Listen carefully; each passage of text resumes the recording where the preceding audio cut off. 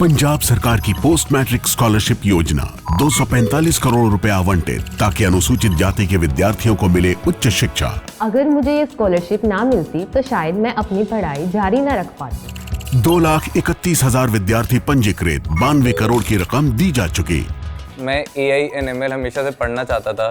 अगर स्कॉलरशिप नहीं होती तो मैं कभी भी एडमिशन नहीं ले पाता ऐसे कोर्स में। मुख्यमंत्री भगवंत सिंह मान की कोशिशों से पंजाब बन रहा है रंगला पंजाब।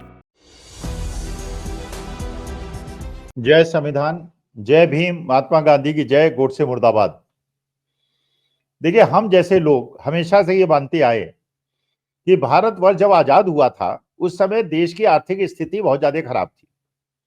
देश को अंग्रेजों ने लूट लिया था, पूरी तरह से बर्बाद कर दिया था और यहाँ के हर चीज का शोषण हुआ था, संसाधनों का शोषण हुआ था, मैन पावर का शोषण हुआ था और देश का industrialisation, railway network, road network कुछ भी अंग्रेजों ने नहीं बनने दिया था। और हिंदुस्तान की जीडीपी बिल्कुल बहुत कम स्तर पे थी और उन्होंने सारे वो काम अंग्रेजों ने किए थे जिससे ब्रिटेन की इकोनॉमी स्ट्रांग हो और हिंदुस्तान की इकोनॉमी बिल्कुल बर्बाद स्थिति में रहे। ये देश ऐसा जब आजाद हुआ था तो ऐसा भारतवर्ष पंडित जवाहरलाल नेहरू को जो पहले प्रधानमंत्री मिला। पंडित जवाहरलाल नेहरू ने उस परिस्थिति को समझते हुए दो ऐसी सिद्धांत बनाए थे जिन पे उस समय भी बहुत ज्यादा चर्चा हुई और आज भी बहुत ज्यादा चर्चा होती है। पहली चर्चा होती है मिक्स्ड इकोनॉमी पे और दूसरी चर्चा होती है नॉन अलाइंड मूवमेंट पे, गुट निरपेक्षता। पंडित जवाहरलाल नेहरू ने पहले यह देखा कि जितने भी देश आजाद हुए और उन्होंने अलग अलग प्रकार के आर्थिक संरचना को स्वीकार किया। कुछ लोगों ने प्राइवेटाइजेशन को स्वीकार किया। प्राइवेटाइजेशन का मतलब कि देश के अंदर केवल फ्री कंपटीशन होना चाहिए, खुली प्रतिस्पर्धा होनी चाहिए और सप्लायर माल बनाए, क्वालिटी में कॉम्पीट करे, सर्वाइवल ऑफ द फिटेस्ट हो और उस कंपटीशन में दाम सस्ते हों और उपभोक्ता को फायदा। वेस्टर्न इकोनॉमीज ने, अमेरिका ने, जापान ने इन चीजों को स्वीकार किया। जो वामपंथी विचारधारा के देश थे, रूस था, चीन था, हंगरी था, ये सारे वो देश थे जिन्होंने कहा कि नहीं, हम ये नहीं करेंगे, जो सारी संपत्ति होगी और अधिकार होगा वो सरकार के पास होगा। और सरकार क्योंकि लोगों के हित में काम करेगी तो गरीबों के हित में काम करने के लिए सरकार मास प्रोडक्शन करेगी। एक तो जो उनके एम्प्लॉइज होंगे उन्हें अच्छी तनख्वाहें देंगी, अच्छी जीवन पद्धति देगी, जिससे कि वेलफेयर स्टेट का सिद्धांत चल सके। क्योंकि कम्युनिस्ट कंट्रीज का यह मानना था कि अगर कैपिटलिस्टिक इकोनॉमी बन गई तो उसके बाद सारी सत्ता और सारा पैसा कुछ लोगों के हाथ में चला जाएगा और बाकी देश का शोषण होगा। तो एक तरफ थी फ्री कॉम्पिटिटिव लेजिस्लेटिव इकोनॉमी और दूसरी तरफ थी सोशलिस्टिक इकोनॉमी। पंडित जवाहरलाल नेहरू ने दोनों स्वीकार नहीं किए। उन्होंने एक नया सिद्धांत दिया मिक्स्ड इकोनॉमी का। उन्होंने देश के आजाद होने के बाद पब्लिक सेक्टर यूनिट्स की भी स्थापना कराई, सरकारी संस्थाओं की भी स्थापना कराई। और आप देख रहे हैं आज जितने भी प्रतिष्ठित PSUs हैं वो सब उसी जमाने के बनाए गए थे जिसमें पब्लिक सेक्टर को भी प्रोत्साहन दिया गया, लेकिन सब कुछ सरकार के हाथ में नहीं रखा गया। और दूसरी तरफ उन्होंने निजी क्षेत्र को भी प्रोत्साहन दिया। घनश्याम दास बिरला आप जानते ही हैं, स्वतंत्रता आंदोलन में कितना बड़ा योगदान GD बिरला साहब का था। आपको पता ही है टाटा ने कितना देश के उत्थान के लिए काम किया और जो स्टील प्लांट उन्होंने लगाए जमशेदपुर के अंदर और जिस प्रकार की संरचना पूरे जमशेदपुर को विकसित करने में टाटा जी ने की और जिस प्रकार से स्टील अथॉरिटी ऑफ इंडिया के प्लांट्स 5 पूरे हिंदुस्तान के अंदर अलग अलग क्षेत्रों में लगे और स्टील का प्रोडक्शन हिंदुस्तान के अंदर हुआ, उससे देश का इंडस्ट्रियलाइजेशन हुआ।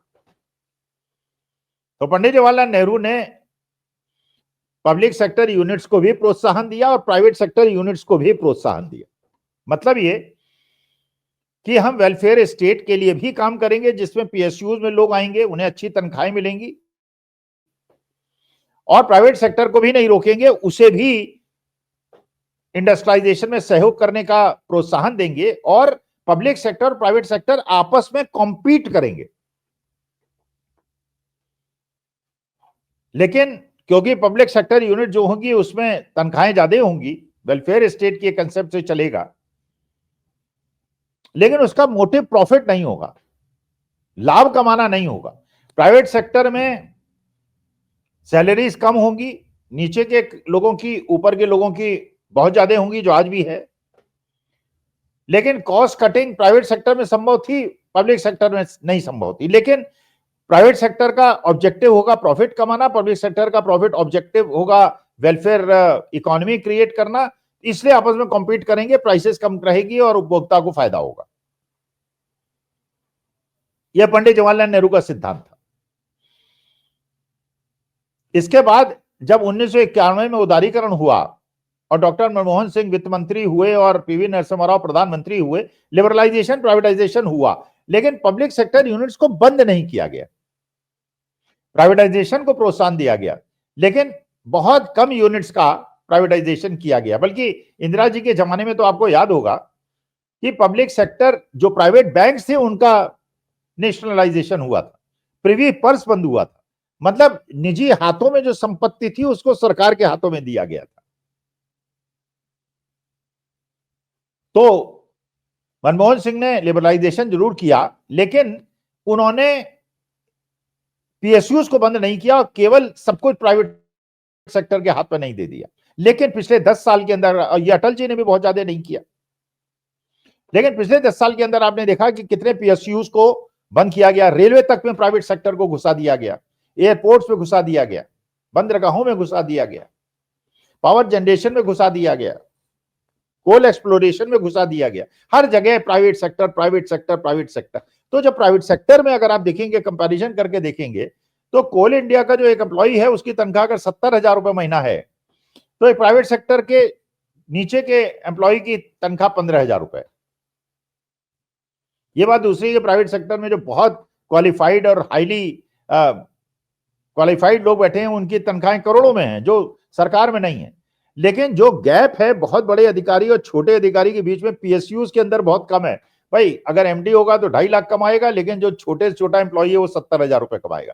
लेकिन प्राइवेट सेक्टर में जो एमडी सीएमडी है वो 25 करोड़ कमाएगा और जो सबसे छोटा एम्प्लॉई है वो 10,000 रुपए महीना कमाएगा। तो जो वेलफेयर स्टेट का कंसेप्ट था, अगर आप पीएसयूज को बन के प्राइवेटाइजेशन कर देंगे और प्राइवेटाइजेशन को हिंदुस्तान जैसे देश में बढ़ाएंगे जहां पे जनसंख्या बहुत ज्यादा है और बेनिफिट्स को स्प्रेड करने की आवश्यकता है, और बहुत ज्यादा अमीर लोगों की आवश्यकता नहीं है, बहुत ज्यादा गरीब लोगों की भी आवश्यकता नहीं है, वो 10 साल में बहुत ज्यादा बढ़ा। तो एक तो कंपैरिजन जो पंडित जवाहरलाल नेहरू का मॉडल था और जो माननीय मोदी जी का मॉडल है उसके बीच का कंपैरिजन कि टोटल प्राइवेटाइजेशन से रिजर्वेशन भी खत्म हो गया, वेलफेयर स्टेट का कंसेप्ट भी खत्म हो गया, तनख्वाहें भी कम हो गई, नौकरियों का जनरेशन भी कम हो गया, क्योंकि कॉस्ट को बताने के लिए प्राइवेट सेक्टर ने मशीनें इंपोर्ट की, टेक्नोलॉजी इंपोर्ट की और मैन पावर का कम कर दिया, जो हिंदुस्तान के लिए खतरे का संकेत था, जिसकी वजह से आज के तारीख में भारतवर्ष के अंदर अनएम्प्लॉयमेंट अपने चरम सीमा पर। एक तो ये पंडित जवाहरलाल नेहरू की नीति और मोदी जी की नीति। दूसरा, गुट निरपेक्षता। वो समय था जब पंडित जवाहरलाल नेहरू ने मार्शल टीटो से मिलके और करीब 150 पौने 200 देशों से मिलके ये कहा कि जो दो सुपर पावर्स हैं अमेरिका और रूस, हम इनके गुट में नहीं जाएंगे, हम गुट निरपेक्ष रहेंगे, हम इक्वी डिस्टेंस रखेंगे। जरूरत होगी अमेरिका से नेगोशिएट करेंगे, मिलके करेंगे, रूस से होगा रूस से करेंगे, रूस से भी संबंध अच्छे रहे, अमेरिका से भी संबंध अच्छे रहे। आज हम दो राहे पे खड़े हैं। आज के तारीख में हमें यह डिसाइड करना है कि बाइपोलर वर्ल्ड में एक तरफ चीन खड़ा है, एक तरफ अमेरिका खड़ा है, और चीन के साथ रूस भी खड़ा है, ईरान भी खड़ा है, नॉर्थ कोरिया भी खड़ा है, और अमेरिका के साथ भी नाटो के देश हैं। हमें गुट निरपेक्ष नीति पे चलना है, हमें अमेरिकन लॉबी पे जाना है, या हमको चाइनीज लॉबी पे जाना है, नॉन अलाइंड रहना है। हम ये नहीं समझ पा रहे हैं, जो अभी तक विदेश नीति नहीं हमारी है, हम किस गुट में हैं? या हम नॉन अलाइंड हैं? हम नॉन अलाइंड भी नहीं है। हम बाइडेन की पत्नी को $20,000 का हीरा भी दे देते हैं।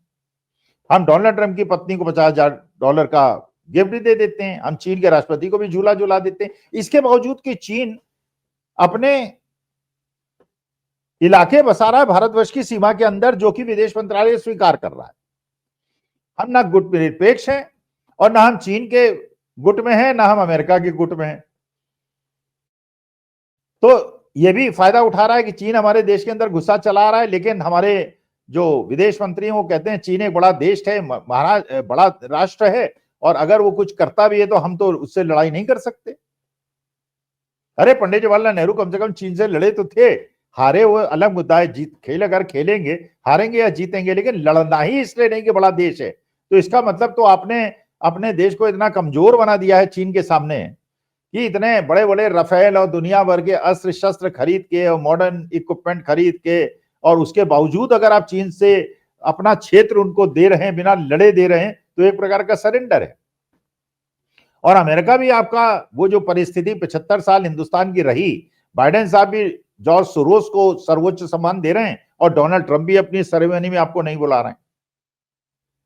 तो इसका मतलब यह है कि ना तो आप नॉन अलाइंड हैं, ना आप चीन के साथ हैं, ना अमेरिका के साथ हैं। अमेरिका आपकी मदद इसलिए करता था कि आप चीन से प्रतिस्पर्धा करते थे, और आज के तारीख में पिछले 10 साल से सबसे ज्यादा इंपोर्ट अगर बढ़ा है किसी से तो चीन से बढ़ा है। तो चीन की इकोनॉमी स्ट्रांग हो गई है और भारत देश की इकोनॉमी वीक हो गई है।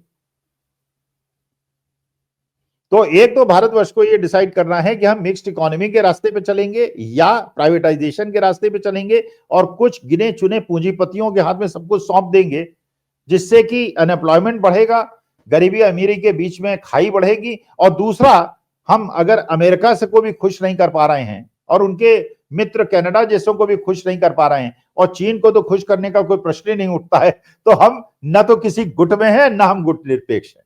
तो गुट निरपेक्षता और मिक्स्ड इकोनॉमी के सिद्धांत पे पंडित जवाहरलाल नेहरू की सूझबूझ और आज के सरकार की सूझबूझ पे मैं दर्शक श्रोताओं से निवेदन करता हूं, विचार करें और उसके बाद अपने कमेंट्स में बताएं कि आप क्या चाहते हैं, क्या सोचते हैं। मिक्स्ड इकोनॉमी बेटर है या टोटल प्राइवेटाइजेशन बेटर है, या नॉन अलाइंड रहना बेटर है, या चीन की झोली में चला जाना या अमेरिका की झोली में चले जाना बेहतर है। नमस्कार, धन्यवाद और प्रणाम।